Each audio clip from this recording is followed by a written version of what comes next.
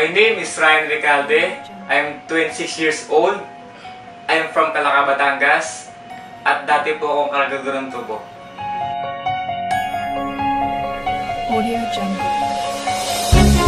Na-involved ako sa Alliance in Motion Global when I was 19 years old. First timer!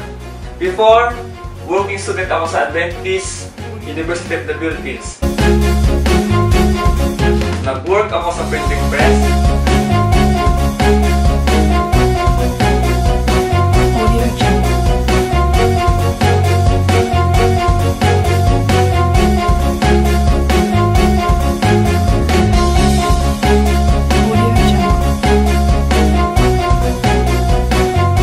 Dito na-introduce sa akin ng AIM Global.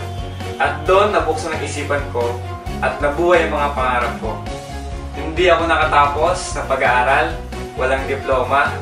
Kaya nakita ko sa AIM Global na dito mababago ang buhay ko. Kaya ginrab ko ng opportunity. Pero ang problema, wala akong pera. Kaya pinilit ko ang aking magulang na isang laang pinagtatayo namin ng bahay. Grabe, hindi pala ganun kadali. Walang naniniwala sa akin, maraming nag-discourage sa akin, pero hindi ako nawalan ng pag-asa because I want to change my life. Gusto ko magkaroon ng magandang buhay ang pamilya ko.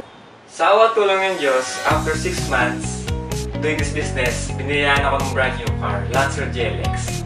After another 6 months, nakabili ako ng sariling bahay sa Tarosa Heights. Doon na lumaki yung grupo ko at nagtuloy-tuloy na yung blessing. My second car is a sports car, Hyundai Genesis Coupe, at nakapatayo din ako ng bahay sa Batangas. And my latest car is Montero Sports 2014, at kakabili ko lang ng kondo sa ADV Avenue Tower, malapit lang sa office.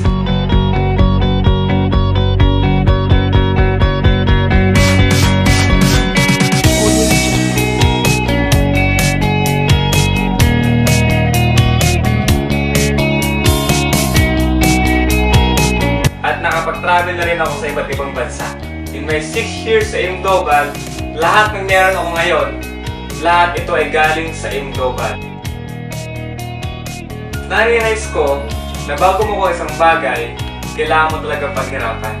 Basta huwag ka lang susuko at huwag mong sayangin ang oras mo. Lagi lang mag-pray at magtiwala sa Diyos dahil lahat kanyang ibigay sa taktang panahon. Audio Jungle.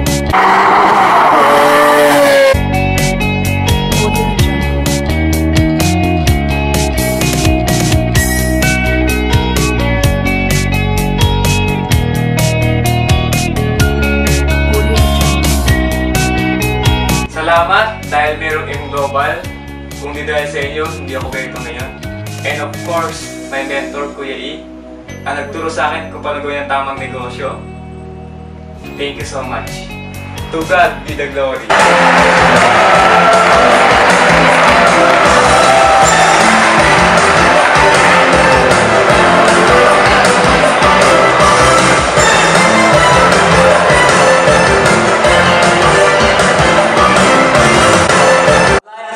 Global, these awards makes me inspired.